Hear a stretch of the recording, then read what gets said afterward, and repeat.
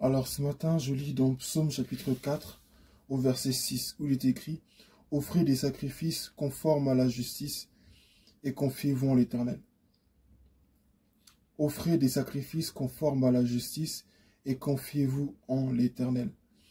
Tout ce que nous offrons à Dieu, tout ce que nous lui donnons, que ce soit notre adoration, notre temps, notre chant, nos prières, nos jeûnes, nos offrandes, le fait de rendre service aussi à des personnes et tout ça, tout ce qu'on fait pour le Seigneur, il faudrait que ce soit basé sur la droiture, sur la justice, sur la vérité.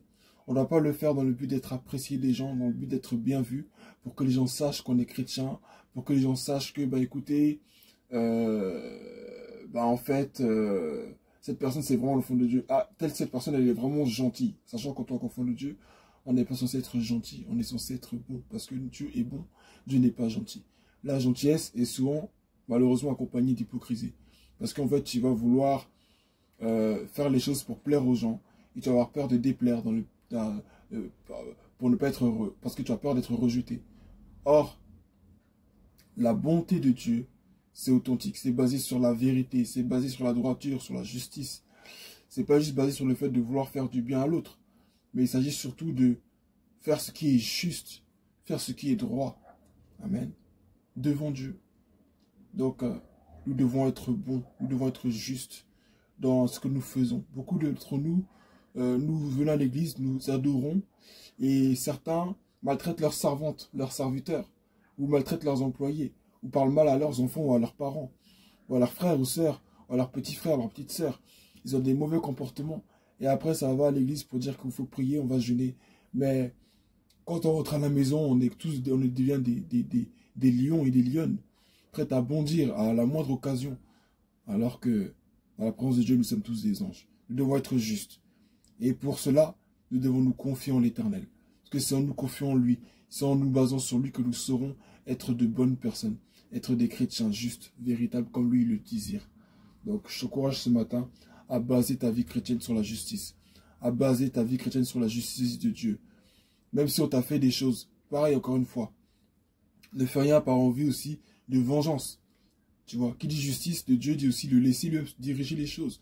Ne cherche pas à te venger, ne cherche pas à te faire justice toi-même, mais laisse Dieu conduire, laisse Dieu diriger les choses, laisse Dieu prendre en charge ta vie. Amen. Que son nom soit béni et surtout, sois juste dans ce que tu fais pour le Seigneur. Fais-le dans la justice. Ne le fais pas dans l'injustice parce que Dieu ne va pas accepter ça. Si tu ne fais pas les choses dans la justice de Dieu, Dieu ne va pas accepter tes offrandes. Tu vas prier, Dieu ne va pas t'écouter. Tu vas adorer, ton adoration n'ira nulle part. Parce qu'en fait, ce que tu fais, c'est dans l'injustice. Tu prétends adorer Dieu, mais derrière, tu fais des choses qui n'honorent pas Dieu. Tu as un désir de vengeance. Tu vas assouvir une certaine vengeance. Tu as un projet contre quelqu'un qui t'a fait du mal. Tu veux te venger. Mais Dieu n'est pas comme ça. Dieu dit dans sa parole, à moi la vengeance, à moi la rétribution. C'est Dieu qui venge. C'est Dieu qui venge, c'est Dieu qui récompense. C'est Dieu qui fait ce genre de choses. Donc laisse Dieu faire les choses. Laisse Dieu prendre les devants.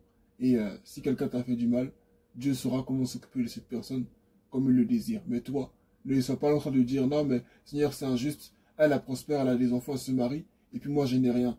Non, et puis non. Tu as un esprit comme ça, Dieu ne peut pas écouter ta prière.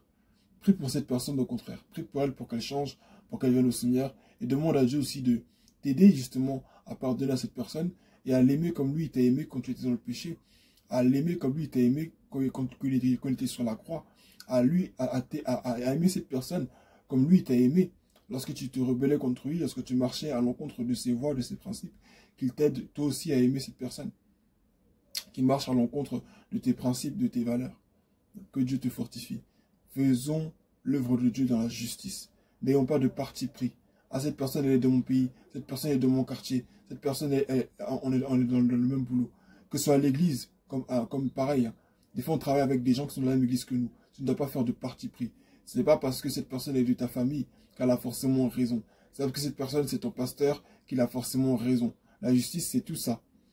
La justice, c'est tout ça. Ton pasteur a une histoire avec quelqu'un de ta famille. Toi, tu peux faire prendre le parti de ton pasteur. Parce que non, on dit que non, c'est le pasteur, donc c'est l'homme de Dieu. Non. Il a tort, il a mal fait. Tu dois lui dire.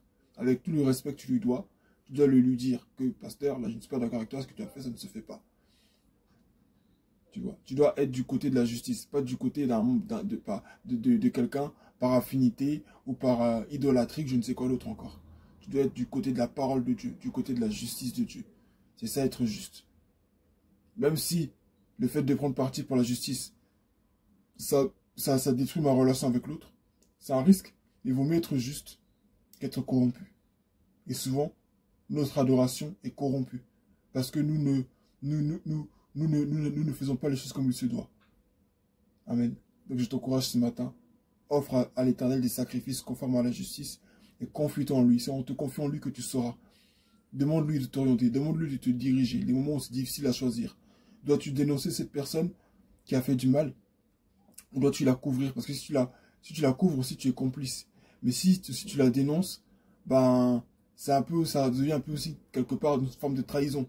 Donc, que choisis-tu de faire? Tout ça aussi, c'est important. Et là, il faut demander au Seigneur. Tu es dans un dilemme important. Demande au Seigneur. Il va te conduire, il va te diriger. Amen. Que Dieu te bénisse. Offre des sacrifices conformes à la justice et confie-toi en l'Éternel. Amen.